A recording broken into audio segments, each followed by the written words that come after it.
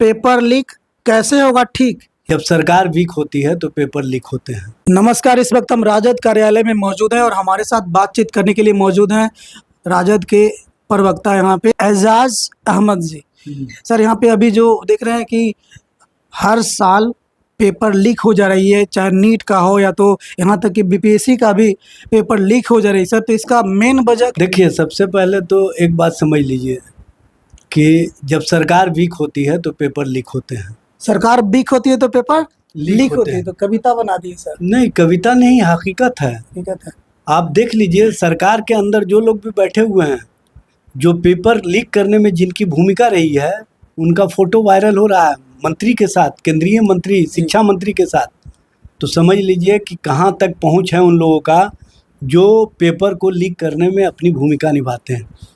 चूँकि जब छात्र और छात्राओं के भविष्य के साथ खिलवाड़ होगा और उनके साथ न्याय नहीं होगा और उनके भविष्य को अंधकार में करने वाले लोग सत्ता में बैठे होंगे, तो इसी तरह की स्थिति और परिस्थिति का निर्माण होता है। यह स्पष्ट रूप से दिख रहा है। आज छात्र की ओर से जो आंदोलन की घोषणा की गई थी, socialist student association of India की ओर से, जो राष्ट्रीय जनता दल की छात्र इकाई है, उसके आंदोलन को ये लोग इतना डर गए थे कि पार्टी ऑफिस के गेट से बाहर नहीं निकलने दिए।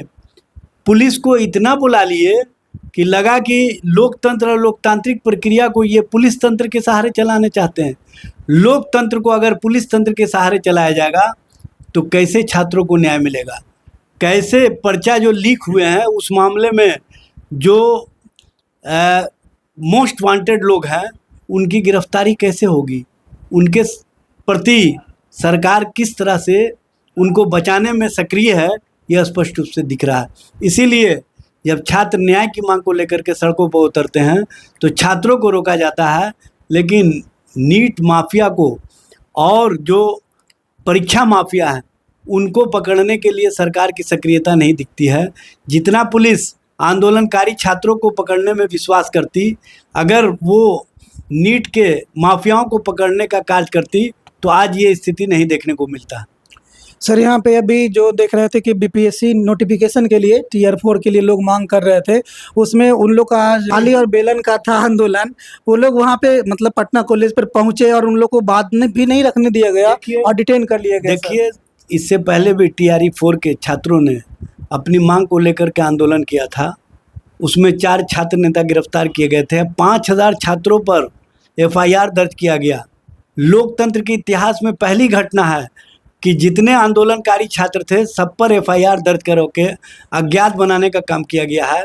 और जिस तरह से सरकार के स्तर से कार्य हो रहे हैं, ये स्पष्ट रूप से बताने के लिए काफ़ी है कि बिहार में सरकार और सरकार के स्तर से नौकरी और रोज़गार की बात नहीं की जा रही है। जो नौकरी की मांग करते हैं छात्र, उन पर पुलिस प्रहार होता है, पुलिस का लाठीचार्ज होता है और पुलिसिया दमन के सहारे आंदोलन को दबाने का प्रयास किया जाता है। इससे पहले भी पुलिस लाठीचार्ज हुआ, आंसू गैस के गोले छोड़े गए, और आज भी पुलिस आंदोलनकारी को पहुंचने से पहले जिस तरह से उठाने का काम किया, यह स्पष्ट रूप से दिखता है कि टीआरई 4 के मामले पर सरकार बहाली नहीं कराना चाहती है। और बहाली की प्रक्रिया को लेट लतीफ़ी में डालने के लिए जिन छात्रों का उम्र लगभग करीब की ओर है, उनकी उम्र सीमा समाप्त हो जाएगी, तो उसके प्रति सरकार का क्या रवैया है, यह स्पष्ट रूप से दिख रहा है। सरकार नहीं चाहती है कि नौकरी और रोजगार की कोई मांग करे। सर, जब तेजस्वी यादव सरकार में थे तो उन्होंने चंद ही महीनों में 5 लाख लोगों को शिक्षक बना दिया।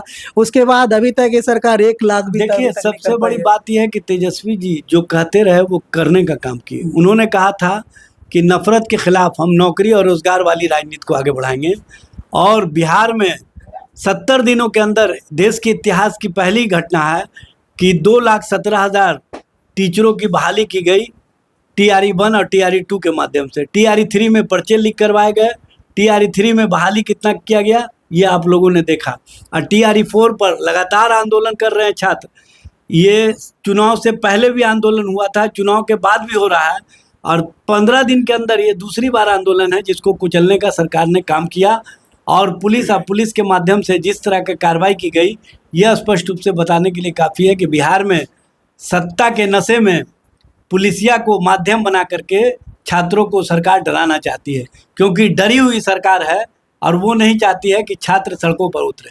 ये तो ठीक है सर, लेकिन पेपर लीक कैसे होगा ठीक, ये सबसे बड़ा सवाल है। पेपर लीक तभी ठीक होगा जब सरकार की इच्छा शक्ति और नीयत ठीक होगी। सरकार में बैठे हुए लोग अगर माफियाओं से मिले होंगे और उनके फोटो मंत्री के साथ वायरल हो रहे होंगे तो पर्चा लीक को कोई नहीं रोक सकता है, क्योंकि जब पर्चा लीक करने वाले को ये बात समझ में आ गया है कि सैया भय कोतवाल तो अब डर काहेगा, और ये स्थिति लगातार देखने को मिल रही है। यहाँ से वे छात्र हैं जो नीट की तैयारी करते हैं, उनके जो परिवार हैं, परिजन जो लगातार अपनी मेहनत की कमाई उन पर खर्च करते हैं, उनको क्या कहना चाहेंगे?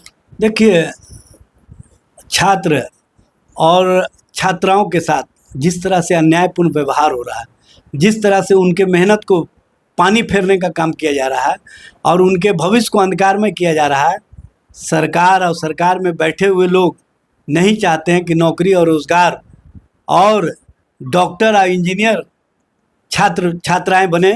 इसी के लिए इस तरह का खेल चल रहा है, और इस खेल को तभी समाप्त किया जा सकता है जब छात्र और जो छात्र के परिवार के सदस्य हैं एकजुट होकर के आंदोलन में साथ आने का काम करेंगे और बताने का काम करेंगे। विपक्षी दल जो भी बातें कह रहे हैं वो हमारे हित में कर रहे हैं और हम विपक्षी दलों के साथ हैं, तभी जाके उनको न्याय मिलेगा। अब आंदोलन की बात कर रहे हैं तो आंदोलन भी किया जाता है, तो आंदोलन को तो शुरू में ही दबा दिया जा रहा है। देखिए, आंदोलन को कोई नहीं दबा सकता है, अगर इच्छा शक्ति आप में होगी। वहाँ आंदोलन होगा क्या भाई? इससे बड़ा आंदोलन होगा और सड़क से लेकर के सदन तक हम इस मामले को उठाने का काम करेंगे। हमारे नेता काफ़ी सजग है इस मामले में कि नौकरी और रोज़गार के मामले में हम किसी से समझौता नहीं करने वाले। ठीक है सर, हमसे बात करने के लिए बहुत बहुत शुक्रिया। बहुत धन्यवाद।